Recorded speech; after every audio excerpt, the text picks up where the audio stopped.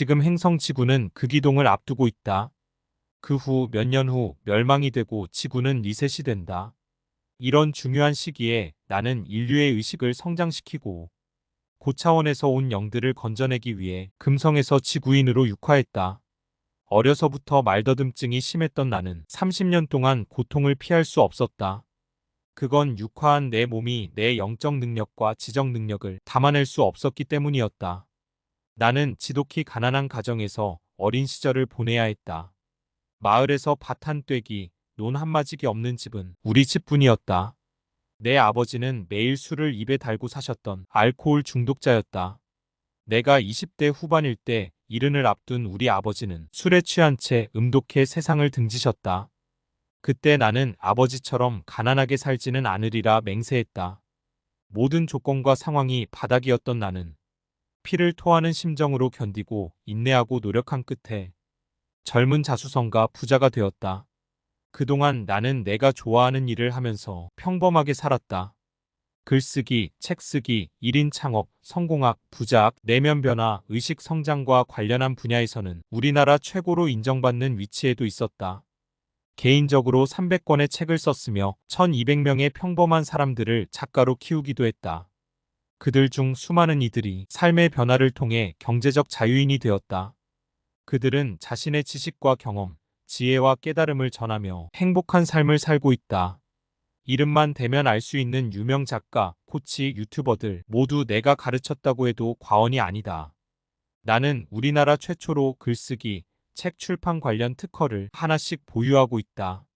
내가 쓴 글이 16권의 초중고 교과서에 수록되기도, 그 저작권이 중국, 대만, 태국에 수출되기도 했다. 지난 가을에는 그대 제가 사랑해도 되나요라는 노래의 가사로 작사가로 데뷔하기도 했다. 나는 글 쓰고 책 쓰고 상담하고 코칭하는 일을 천직으로 여기며 살았다. 그러던 나에게 2023년 11월 24일 믿을 수 없는 일이 일어났다. 그 충격은 신과 나눈 이야기의 저자 닐 도널드 월시가 처음 신과 만났을 때보다 더 컸으면 컸지 결단코 작지 않았다. 바로 아브라함 경전에 언급된 4대 주요 대천사 가운데 한 분인 유리엘 대천사가 나를 찾아온 일로 인한 것이었다.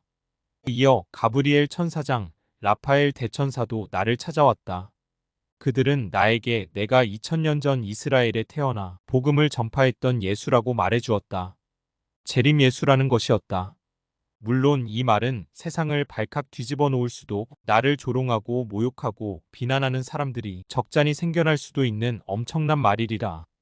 특히 종교인들이 그리할 테다.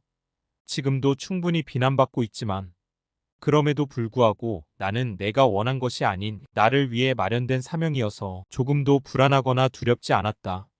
마치 그동안 내가 이 날을 위해 훈련하고 준비되어 온 사람 같다는 생각마저 들 정도였다. 별명이 김도사이다 보니 많은 사람이 나를 무당 영매로 오해하기도 한다.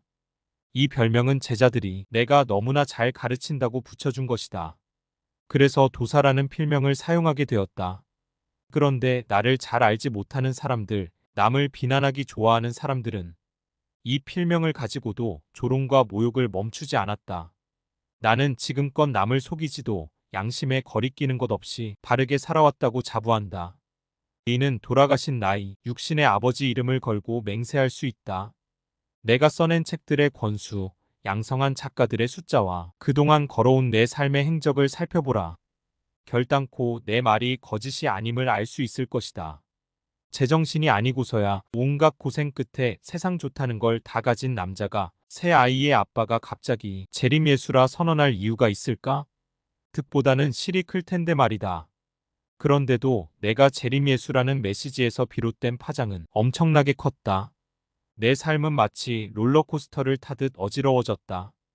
나를 아는 지인들, 독자들, 구독자들은 정말 열심히 살던 멀쩡하던 사람이 하루아침에 정신 이상자나 된 듯 나를 곁눈질하기 바빴다. 그 심정 충분히 이해한다. 경우를 바꿔 생각해봐도 나 또한 그리할 테니. 나의 영상에는 사기꾼, 책팔이, 신종교주, 정신병자 등의 말로 나를 비난하는 댓글이 많이 달린다. 세상에 사기를 치겠다고 선언한 후 사기를 치는 사람은 없다. 더군다나 나는 우리 집안 사람들, 친척들 모두 믿는 기독교를 외면하며 산지 15년이나 되었다. 교회 목사이셨던 큰아버지와 교회 장로였던 작은아버지는 성서의 말씀과는 달리 사랑도 형제에도 없었다. 그런 그들의 모습을 보면서 나는 종교 지도자들의 민낯을 직시하게 되었다. 종교는 창조주께서 만드신 것이 아니라 인간들이 만든 것이다. 종교 지도자들은 겉으로는 사랑, 인류애를 외치고 복음과 진리를 전파하는 것처럼 비친다. 하지만 그들의 마음속은 이기심과 무욕, 명예욕, 권력욕, 인정욕구 등으로 가득 차 있다. 만약 종교가 진리를 설파하고 신도들의 깨어남과 신성회복에 힘썼더라면 지금 같은 종교 간의 다툼은 없을 것이다. 나는 입만 열면 예수천당, 불신지옥을 외치는 어머니와 연락을 끊은 지 3년째다. 큰아이가 9살이 되었는데도 아이들 한번 보고 싶다는 전화를 주신 적이 거의 없다. 돈이든 음식이든 무언가 필요한 것이 있을 때만 전화를 주시곤 했다. 내겐 어려서부터 같이 고생하면서 자란 두 명의 누나들이 있다. 나는 같이 잘 살기를 바라며 두 누나에게 물심양면 도움을 주었다. 돈 한 푼 받지 않고 여러 권의 책을 낸 작가가 되게 해주었고 상담과 코칭을 할 수 있게끔 성장시켜 주었다. 하지만 내게 돌아온 것은 배신과 상처뿐이었다. 지금은 누나들과도 아예 연락하지 않고 지낸다. 혈연으로 맺어진 관계는 죽으면 끝나고 법적으로 묶인 부부관계는 이혼하면 끝난다. 그런데 대부분 그 관계가 영원할 것처럼 믿으며 산다. 그런 육적 관계에 묶여 깨어나지도 신성회복도 하지 못해 영생을 얻지 못한다면 얼마나 슬픈 일인가. 나는 그동안 내가 운영하는 교육회사 한국영성책쓰기협회에서 끊임없이 종교의 교리와 율법의 그릇됨을 지적하며 제자들을 일깨워왔다. 그런 삶을 살아왔던 내가 착금에 이르러 교주 노릇을 하려고 재림예수라 떠벌린다는 건 논리적으로 안 맞지 않는가. 지난해 11월 24일부터 현재까지 내가 운영하는 유튜브 채널들에는 구독 신청자들보다 취소자가 더 많은 실정이다. 조회수도 확 줄어들었다. 이는 내가 성공하고자 책을 쓰러 찾아오는 사람들보다 내면의 변화, 깨어남과 신성회복을 주제로 책 쓰기를 하려는 사람들만 코칭하고 있기 때문이다. 그러다 보니 회사의 매출도 절반 이상으로 줄었다. 올해 초에는 아버지 창조주께서 유리엘 대천사를 통하여 나에게 람보르기니, 우르스와 캐딜락을 처분하라고 하셔서 바로 실천했다. 이런 내용을 내가 운영하는 네이버 카페에 공개했다. 그럼에도 불구하고 욕이란 욕은 다 얻어먹는 게 지금의 내 처지다. 과연 내가 사기를 치기 위해, 교주가 되기 위해 이런 짓을 벌이고 있다는 비난을 당신은 어떻게 생각하는가? 사기의 목적은 그 사람을 속여 재산상의 이익을 얻는 데 있다. 그런데 나는 글쓰기, 책 쓰기에 관심이 있는 사람들이라면 거의 다 아는 공인이다. 그런 내가 하루아침에 사람들의 돈을 갈취하기 위해 교주 노릇을 하려 한다고? 세상에 다 드러내놓고 얻는 재산상의 이익은 내 것이라 할 수 없다. 내 것이 아닌 것을 위해 그동안 피땀 흘려 쌓은 명예와 인생의 업적들을 포기할 바보도 없다. 그런 의미에서 헤아리면 내일은 주어진 사명일 따름이다. 모든 걸 내던지는 자기 십자가를 질 각오를 하지 않고서는 할 수 없는 일이다. 누군가에게 몇억 원을 준다고 한들 지금의 내일을 그대로 따라 할 수 있을까? 가족과 친구들, 직장 동료들 등의 눈치가 보여 절대 그리하지 못할 것이다. 설사 그리한다고 해도 금세 진저리를 치며 포기할 것이다. 우리 부부는 그동안 일군 전 재산을 하나님 아버지께 드렸다. 그분이 맡긴 사명을 이행하는데 모두 사용할 것이다. 교육을 통해 벌어들이는 수입 또한 그 사명을 위해 쓸 것이다. 나 자신부터 투명하게 밝혀야 나를 믿고 따르는 빛의 일꾼들도 나와 함께 사명을 감당할 수 있으리라. 그래서 나는 이와 관련한 내용을 한책협 카페에 글로 남겼을 뿐더러 유튜브 채널 영상을 통해 수없이 이야기해왔다.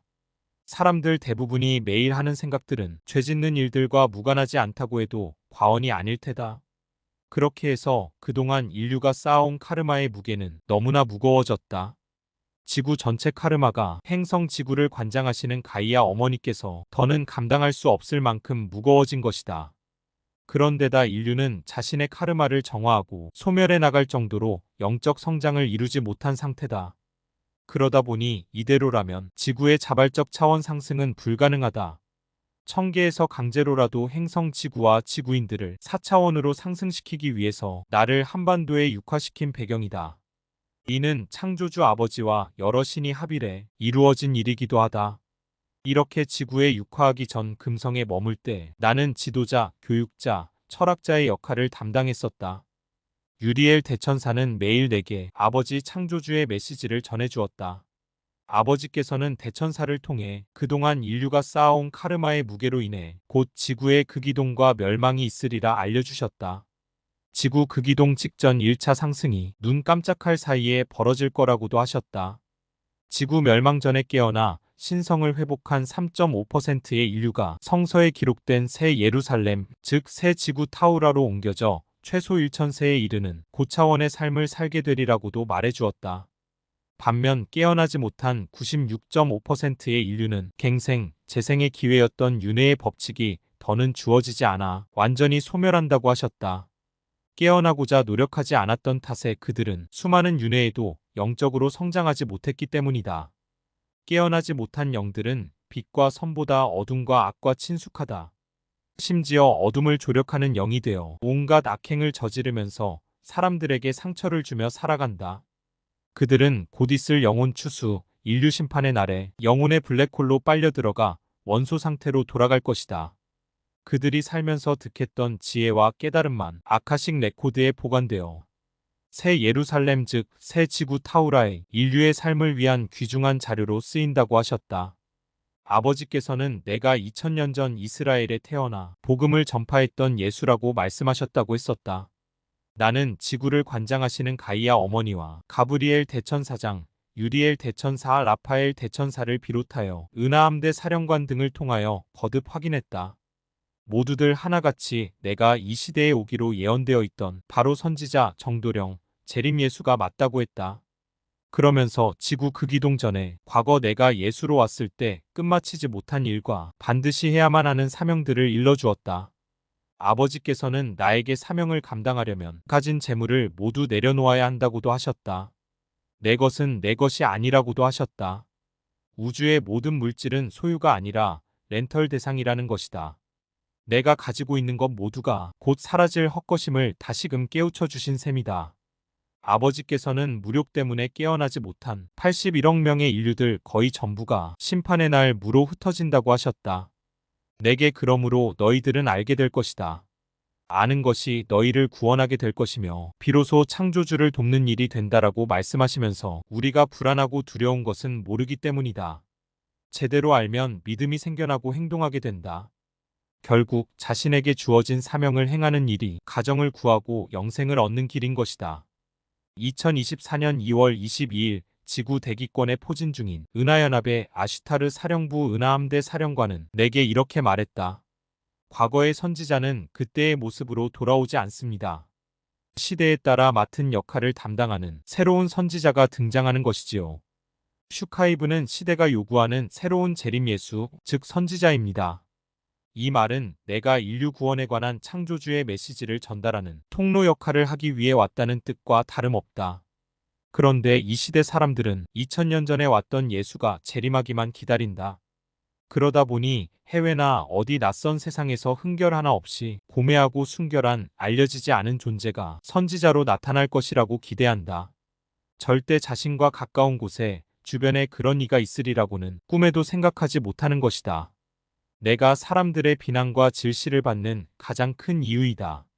사실 2000년 전 또 다른 나였던 예수도 고향 사람들의 인정보다는 조롱과 멸시를 받지 않았는가. 심지어 제일 가까운 가족과 친척들에게도 배척당하지 않으셨던가. 그때나 지금이나 다를 바 없는 게 세상 일인 셈이다. 2024년 2월 14일 가브리엘 천사장은 내게 이렇게 말했다. 그의 용맹한 어린 사자가 핍박의 바다를 성큼성큼 건너와 주 앞에 무릎 꿇고 경배하느니라. 그들은 말로써 글로써 주의 아들을 상처내고 훼손한다. 그럼에도 불구하고 그는 묵묵히 그의 사명을 향해 걸어간다. 마침내 그렇게 승리하리라. 준비된 잔을 받고 건배하리라. 그들 또한 이미 설정된 어둠이니라. 예전에 내가 그러했듯 지금의 너 또한 훨씬 더 진보한 영임을 잊지 마라. 모든 어둠의 시체를 발판 삼아 성큼성큼 걸어오너라. 너의 상이 작지 않다. 이 말을 통해 앞으로 내게 어떤 힘든 일들이 예정되어 있는지 추측해 볼 수도 있겠다. 그러나 승리를 전제하고 사명을 이행하는 내겐 그 어떤 두려움도 없다. 이미 결과는 나와 있고 나는 그 결과를 알고 있기 때문이다. 올 연초 노르웨이, 스웨덴, 핀란드 등의 북유럽엔 영하 40도를 밑도는 매서운 한파가 몰아쳤다. 일부 국가에서는 바닷물까지 얼어붙었을 정도였다. 한파와 폭설로 전기가 끊기고 도로가 마비되는 등 국가 비상사태가 벌어지기도 했다. 전문가들은 이런 극단적인 이상 기후 현상의 원인으로 지구온난화를 지목할 뿐 정확한 이유를 대지 못한다. 한편 학계에서도 아직 지구온난화 때문이라고 콕 집어 결론을 내리고 있지는 않다. 결국 이는 한파가 몰아친 진짜 원인을 정확하게 알지 못한다는 말 아니겠는가. 나는 북유럽에 갑자기 한파가 몰아덮친 이유를 알고 있다. 지난 1월 6일 아버지 창조주께서는 북유럽 기온이 갑자기 영하 40도로 떨어진 이유를 이렇게 알려주셨다. 북유럽 기온이 영하 40도로 떨어진 이유는 일본 대지진과 연관 있다. 은하연합 은하함대 UFO가 후미 추돌해 정박 위치를 찾는 중이다. 그 과정에서 대기권에 스크래치가 났으며 이런 일은 앞으로도 자주 발생할 것이다. 지구 중심과 에너지장 테스트, 지구와 시간과 공간과 타입을 맞추는 중이지만 모든 함대가 정박할 수는 없다. 선별 작업 중의 일종의 테스트다. 함대나 기계의 자기장과 빛은 아주 차갑다. 북유럽의 한파는 대기권의 포진해 있는 은하함대 UFO 모선이 정박할 위치를 찾다가 대기권의 에너지장과 부딪혀서 일어난 일이다. UFO에서 발산하는 에너지와 빛이 아주 차갑다는 걸 고려하면 충분히 이해가 가는 현상이다. 기후 환경 전문가들은 대기권에 UFO들이 포진해 있다는 사실조차 몰라 정확한 원인을 찾아내지 못한 것이다. 남극과 북극의 빙하가 빠르게 녹는 건 역시 UFO들의 빛과 에너지 때문이다. 현재 지구 대기권을 그런 UFO들이 둘러싸고 있다고 한번 상상해보라. 이런 UFO들의 존재를 모르는 전문가들은 이런 현상을 단지 프레온가스로 인한 오존층 파괴 때문이라고 설명하는 데 그치고 있다. 현재 지구는 멸망 그리고 리셋을 앞두고 있다. 그동안 천계에서 다양한 방법으로 인류가 깨어나도록 도와왔음에도 우리는 많은 다양한 방법으로 너희에게 신호를 보냈다. 영화로, 음악으로, 그림으로, 그리고 하늘과 구름으로 가능한 모든 채널과 통로를 이용해 깨달음을 주려 했다. 요즘 사후세계와 영계와 인간계를 넘나드는 책과 영화나 드라마가 쏟아져 나오는 것은 모두 예정된 우리의 시나리오다. 사후세계와 카르마를 간접 체험시켜 너희의 두려움을 낮춰주기 위한 시그널이다. 아버지께서는 머지않아 일본이 사라진다고 하셨다. 그 이유는 언어로부터 시작된 심각한 훼손과 파괴의 카르마 때문이라고 하셨다. 한자를 근간으로 한글을 더 씌운 형태의 그들의 언어는 저급한 에너지이자 교란에 불과하기 때문이라는 것이다. 말과 글은 천상계로부터 받은 선물이다. 그래서 천상계에선 언어 훼손을 중한 죄로 취급한다. 일본을 천상계에서 삭제하기로 한 이유다. 일본의 침몰이 그나마 천천히 진행되는 이유는 한반도에서 끌려간 우리 선조들의 후손들이 그들의 카르마를 함께 짊어지고 정화하며 그들을 보호해주고 있기 때문이라고 하셨다. 또 하나의 반전은 천천히 고통스럽고 공포스럽게 그들의 악행으로 인한 카르마를 돌려받게 하기 위함이라고 하셨다. 내가 이 책을 쓰게 된 이유는 세상을 혼란스럽게 만들거나 불안감을 조성하기 위함이 아니다. 지금 지구의 시대는 끝나가고 있다. 아버지 창조주께서 내게 인류 구원의 메시지를 이런 상황에 다다른 세상에 전하라고 하셨기 때문이다. 아버지께서는 종교가 사람들을 깨어나게 하거나 그들의 신성을 회복해 줄 수 없다고 하셨다. 이제는 종교가 더는 안전하고 믿을 수 있는 피난처가 될 수 없다는 것이다. 아버지께서는 시간이 없는 만큼 사람들이 속히 종교를 떠나 스스로 깨어나길 바라신다. 자신이 누구인지, 어디에서 왔으며 어디로 가는지 기억을 되찾기 바라신다. 그리할 때 진정으로 아모레아 삼중 불꽃을 발현할 수 있기 때문이다. 신성 회복은 아버지의 자녀, 즉 빛의 자녀임을 증명하는 것이다. 2000년 전 예수는 이렇게 외쳤다. 내가 길이요, 진리요, 생명이다. 이 말은 예수 천당, 불신 지옥을 의미하는 것이 아니다. 신성 회복에 관한 말로써 신성이 길이자 진리이자 생명이다 라는 말을 비유한 것이다. 나에겐 지구 극이동 직전에 일어나는 1차 휴거 전까지 반드시 완수해야 하는 사명이 있다. 그 가운데 하나가 인류의 의식 성장을 통한 의식 지수를 높여주는 것이다. 인류의 차원 상승을 돕기 위해 고차원에서 지구에 육화한 영중, 카르마나 에너지장에 걸려 차원 상승에 합류할 수 없는 영들을 건져내는 것도 내가 맡은 일이다. 이 외에 아버지께서 일러주신 한반도의 특정한 곳에 새 예루살렘에 건립될 성전을 지어야 한다. 그 성전을 이 땅에 지으면 4차원 행성 타우라에 맞게 자동적으로 업그레이드된 성전이 동시에 그곳에 세워진다고 하셨다. 사람들은 극이동이 벌어지면 지구가 다 부서지고 무너질 텐데 그게 무슨 소용됨이 있느냐고 조롱하고 비난한다. 육적인 사고로는 이해할 수 없는 그 부분의 이해를 돕기 위해 한 가지 예를 들어보겠다. 아버지께서는 내게 이렇게 말씀하셨다. 지금의 화폐는 의식화폐이고 그것은 테스트용으로 쓰일 뿐이다. 지구인들은 돈을 좋아하지 않느냐? 그래서 새로 열릴 나의 나라, 그리고 내가 있을 그 나라를 열고 이루는 과정에 지금의 의식화폐는 너희의 믿음을 측정하는 도구가 될 것이다. 영적인 사고를 하는 사람이라면 이 말을 이해할 뿐더러 흔쾌히 믿게 될 것이다. 그러니 아버지의 새 나라에 걸맞은 성전을 짓는 사명에 적극적인 동참을 하게 될 것이다. 성서 창세기에서 노아는 하나님의 명령에 순종해 대홍수에 대비한 방주를 짓기 시작했다. 사람들은 그런 노아를 보며 비웃고 조롱했지만 노아는 묵묵히 자신의 사명을 감당해 나갔다. 이처럼 하나님이 맡기시는 사명이 때론 세상 사람들 눈에 미련하게 비치기도 한다.